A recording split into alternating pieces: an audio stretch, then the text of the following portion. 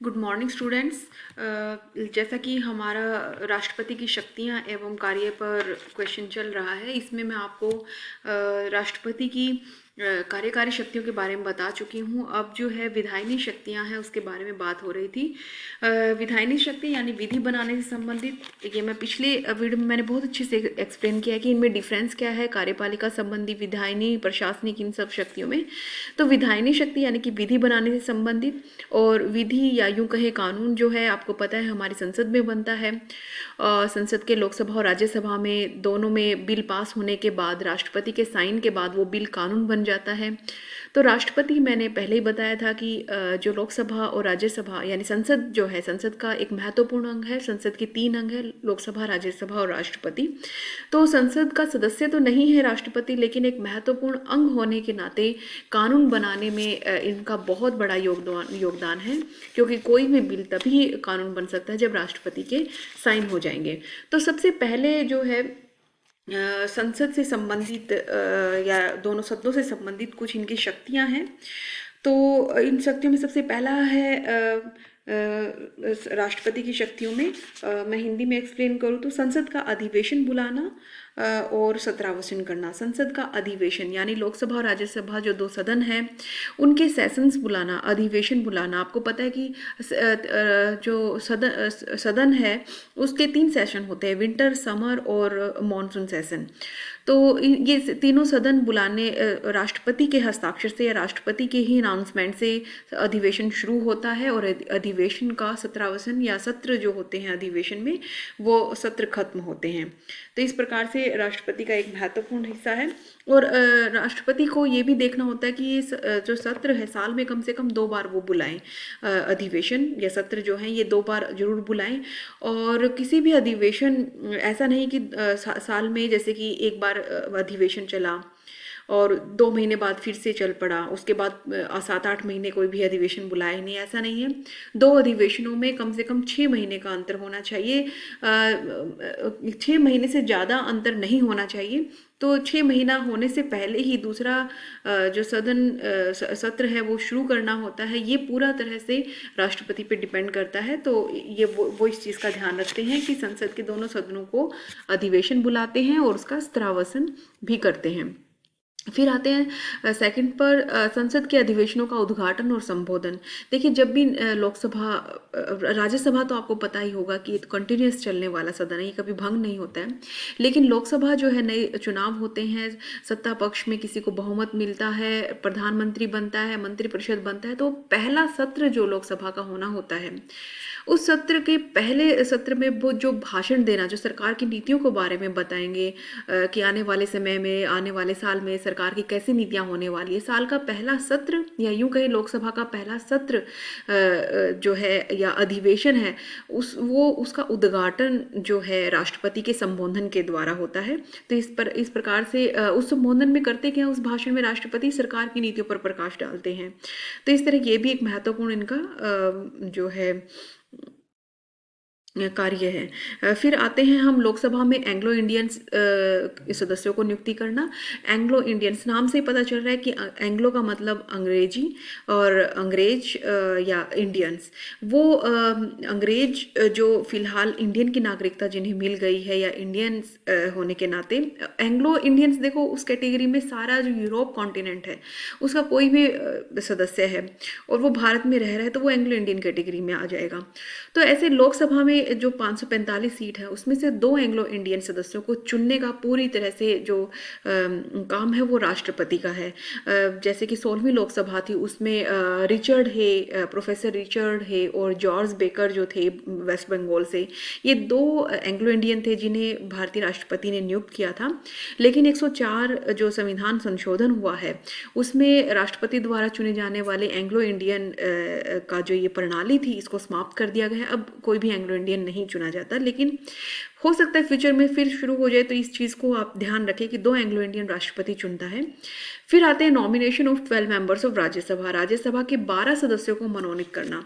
ये मैं आपको पहले भी मैंने बताया एंग्लो इंडियन और मनोनीत सदस्यों के बारे में, जब मैं चुनाव की प्रक्रिया बता रही थी कि चुनाव की प्रक्रिया में सिर्फ जो है निर्वाचित सदस्य भाग लेते हैं राष्ट्रपति के चुनाव में, मनोनीत सदस्य नहीं लेते। तो ये वही मनोनीत सदस्य है। एंग्लो इंडियन हो गए, चौथे में है जो राज्यसभा के जो 250 सीट हैं, उनमें से जो 12 सदस्य होते हैं वो नॉमिनेटेड मेंबर्स होते हैं, मनोनीत सदस्य।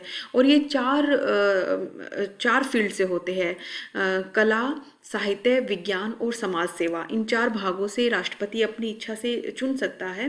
हालांकि सिफारिश करते हैं राष्ट्रपति को, प्रधानमंत्री उनका मंत्रिमंडल सिफारिश करता है, तो उस सदस्य को ही मनोनीत में लाया जाता है। लेकिन फिर भी एक पावर है कि इनको चुनने का जो अधिकार है पूरी तरह से राष्ट्रपति को होता है। जैसे सचिन तेंदुलकर को चुना गया था, रेखा को चुना गया था, मैरी कॉम को चुना गया था। ये सारे के सारे जो है मनोनीत सदस्य थे, ना कि चुने हुए सदस्य। फिर आते हैं संयुक्त अधिवेशन बुलाना, joint session of both houses. आपको पता है कि संसद के 2 अंग हैं, लोकसभा और राज्यसभा। किसी विषय पर जो राष्ट्रहित का विषय है, लोकसभा और राज्यसभा जो है, किसी एक सदन राष्ट्रहित के विषय पर कोई कानून पास होने वाला है, किसी एक सदन में वो बिल पास हो गया है लेकिन दूसरा सदन अड़ा हुआ है कि वो बिल पास नहीं होने देगा, ऐसे में राष्ट्रपति क्या करेंगे, एक जॉइंट सेशन बुला लेते हैं, एक संयुक्त अधिवेशन बुला लेते हैं, जहाँ पर दोनों ही सदन आपस में बैठकर उस विषय पर विचार विमर्श करते हैं, बिल को पास करवाने की कोशिश करते हैं, दोनों सदन यानी लोकसभा और राज्यसभा। इसके पीछे एक हिडन एजेंडा भी होता है। मैं एक आपको एग्जाम्पल देती हूँ कि कुछ बिल ऐसे होते हैं, मान लीजिए कि जो सत्ता पक्ष है उसका लोकसभा में बहुमत है और राज्यसभा में उसका बहुमत है नहीं, तो ऐसे में लोकसभा में तो वो बिल पास हो जाता है लेकिन राज्यसभा में बिल पास नहीं हो पाता है और कानून बनना बहुत जरूरी है। तो ऐसे में क्या किया जाए, ऐसे में है जो है राष्ट्रपति को प्रधानमंत्री सिफारिश करता है कि एक संयुक्त अधिवेशन बुला लिया जाए, जहाँ पर लोकसभा और राज्यसभा के सदस्य इकट्ठा बैठेंगे और बिल के ऊपर वोटिंग होगी, बिल के ऊपर विचार विमर्श होगा।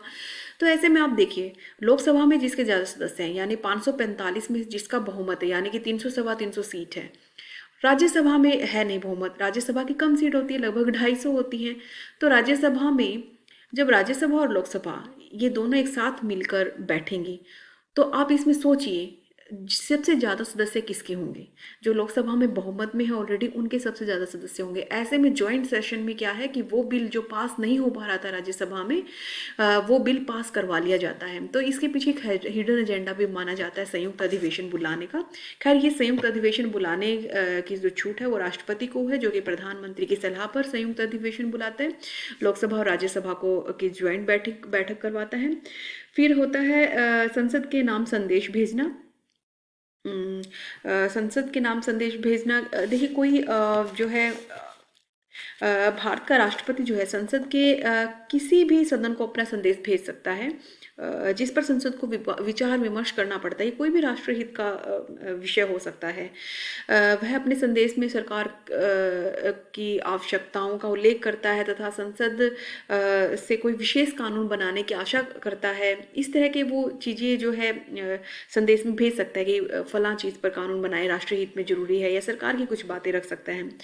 संसद को अवश्य ही राष्ट्रपति के संदेश पर विचार विमर्श करना तो पड़ता है जो वो संदेश भेजता है, लेकिन उस विचार विमर्श के बाद जो राष्ट्रपति ने संदेश भेजा उसको माने या ना माने पूरी तरह से संसद की इच्छा पर निर्भर है। राष्ट्रपति यहाँ पर फोर्स नहीं कर सकता। वो क्या कर सकते हैं, जस्ट क्या कर सकता है, मैसेज पहुंचा सकता है पार्लियामेंट में। Then power of issuing ordinance, ये इंपॉर्टेंट है, अध्यादेश जारी करने की शक्ति। आपको ये समझना पड़ेगा कि अध्यादेश होता क्या है। अध्यादेश जो है इसके बारे में सबसे पहले आप देखें, और जो है ये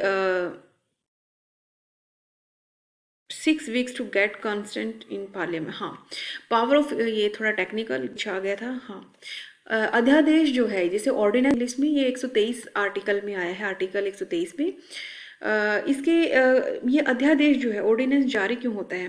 मान लीजिए हमारे देश में जो है संसद के अधिवेशन, आपको मैंने बताया कि विंटर होता है, समर होता है, मॉनसून सेशन होता है। ये जो सेशंस है मान लीजिए चल नहीं रहे हैं, अब विंटर से समर सेशन के बीच में गैप होता है 2-3 महीने का, तो उस दौरान कोई बहुत ही इम्पोर्टेंट ऐसा विषय जो है सरकार को लगे कि इस पर कानून बनना बहुत अधिक ज़रूरी है। लेकिन कानून तो तभी बनेगा जब सदन चल रहा हो, तभी तो एक सदन से दूसरे सदन में जाएगा और बिल पास होंगे और कानून बनेगा। लेकिन सदन चल नहीं रहा है क्योंकि विंटर सेशन भी नहीं है, समर भी नहीं है, कोई भी सेशन ही नहीं चल रहा है, तो ऐसे में क्या होगा? तो सरकार जो है सिफारिश कर सकती है राष्ट्रपति को कि वो अध्यादेश जारी करें। अध्यादेश जारी करना किसी भी राष्ट्रहित के विषय पर 6 वीक के लिए काम माना जाएगा। 6 वीक के अंदर जो है पार्लियामेंट से जो है परमिशन लेनी पड़ती है उसको बिल को कानून बनाने की, और कम से कम 6 महीने तक ही वो जो बिल है कानून के तौर पर रह सकता है। उसके बाद जो है पार्लियामेंट में उसकी कंसेंट लेना जरूरी है। तो 6 मंथ्स आप अच्छे से याद रखें इस चीज़ को। अब मैं एक बार फिर से आपको बता देती हूँ कि यह अध्यादेश भी एक कानून की तरह होता है, यानी कि पास नहीं, सेशन तो नहीं बैठा है, लेकिन फिर भी राष्ट्रपति अपनी तरफ से हंस के कानून बना सकता है, बेशक से दोनों सदनों में पास ना हुआ हो। लेकिन इसकी स्वीकृति संसद के अधिवेशन शुरू होने से 6 सप्ताह के अंदर अवश्य प्राप्त कर लेनी चाहिए। यानी कि जब भी सेशन शुरू होगा, हालांकि राष्ट्रपति के साइन से कानून तो बन गए, लेकिन जब भी सेशन शुरू होगा तो वहां पर परमिशन जरूर मिल जानी चाहिए संसद के सदनों से। अगर संसद स्वीकृति प्रदान कर दे तो यह जो अध्यादेश है वो कानून बन जाता है, अन्यथा ये रद्द हो जाएगा।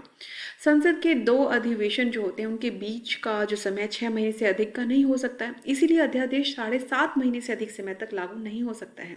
तो 6 महीने को आप अच्छे से याद रखें। राष्ट्रपति स्वयं अपने अध्यादेश को किसी भी समय भी वापस ले सकता है।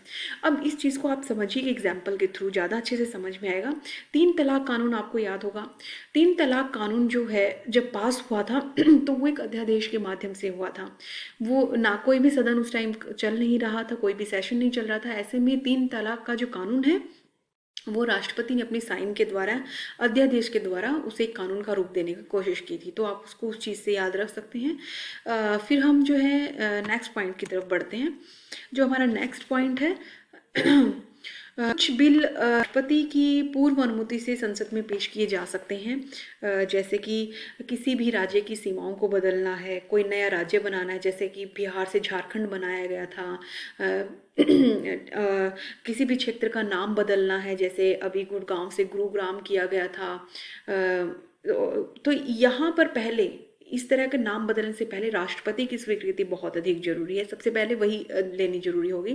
इसके अलावा पार्लियामेंट में, लोकसभा में धन विधेयक पेश किया जाता है, तो वहाँ पर भी पहले धन विधेयक पेश होने से पहले राष्ट्रपति के साइन जरूरी होते हैं उस बिल के ऊपर। तो यहाँ पे 2 ऐसे इंपॉर्टेंट चीज़ें हैं जिन पर पूर्व अनुमति राष्ट्रपति के चाहिए। फिर हम 9वें पॉइंट पे आते हैं, संसद के द्वारा पास की गई बिलों की स्वीकृति। पास होने के पश्चात कोई भी बिल पास हुआ, ये मैंने पहले बता दिया है, लोकसभा से बिल कोई पास हो जाने के बाद जब राज्यसभा में जाता है तब वहाँ से भी पास होने के बाद वो बिल ही कहलाता है। वो कानून कब बनेगा, वो पूरे देश में कब लागू होगा? जब लोकसभा राज्यसभा से पास होने के बाद राष्ट्रपति के पास जाता है और राष्ट्रपति उसके ऊपर साइन कर देंगे, तभी वो बिल कानून कहलाएगा और पूरे देश में लागू होगा। तो ये इम्पोर्टेंट सी एक छोटी सी फीचर है कि सभी बिलों के पास होने के पश्चात उन पर जो है राष्ट्रपति की स्वीकृति लेना आवश्यक है। यदि वो स्वीकृति न दे तो वह बिल को संसद के पास फिर से विचार करने के लिए भेज सकता है। यदि वह विधेयक संसद के दोनों सदनों के द्वारा पास होकर पुनः राष्ट्रपति के पास आता है तो ऐसे में राष्ट्रपति स्वीकृति देनी पड़ेगी, बट एक बार वो उसको वापस भेजने की पूरी तरह से है राष्ट्रपति के पास पावर। फिर आते हैं लोकसभा की शक्ति। देखिए, लोकसभा भंग कब होती है, डिसॉल्व कब होती है लोकसभा? जब या तो चुनाव होने वाले हों या फिर बीच में ही सरकार गिर जाए। कई बार ऐसा होता है लोकसभा जो भंग होती है वो राष्ट्रपति अपनी तरफ से कर सकता है, लेकिन प्रधानमंत्री की सलाह पर। फॉर एग्जाम्पल 1970 में इंदिरा गांधी ने वीवी गिरी जो हमारे राष्ट्रपति थे उनको कहकर पहले ही डिसॉल्व करवा दी थी लोकसभा। 2004 में भी ऐसे 6 महीने पहले अटल बिहारी वाजपेयी के कहने पर एपीजे अब्दुल कलाम ने लोकसभा भंग करवा दी थी इलेक्शंस होने के 6 महीने पहले ही, और उस 6 महीने पहले ही इलेक्शंस हो गए थे 2004 में। तो इस तरह से क्या है कि भंग करने की शक्ति जो है राष्ट्रपति के पास है, बट वो इस शक्ति का इस्तेमाल अपनी मर्जी से नहीं कर सकता। इसके लिए जो है प्रधानमंत्री की सलाह लेनी पड़ती है, प्रधानमंत्री कहते हैं तभी वो लोकसभा को भंग कर सकता है। नेक्स्ट पॉइंट पे हम वित्तीय शक्तियाँ करेंगे, न्यायिक शक्तियाँ करेंगे और संकटकालीन शक्तियों को कंप्लीट करेंगे। तो इसमें ये आपका जो है इम्पोर्टेंट क्वेश्चन हो गया है थोड़ा सा कि विधायी शक्तियाँ किसे कहते हैं। इसी के साथ ये वीडियो आपका फिनिश होता है। Thank you.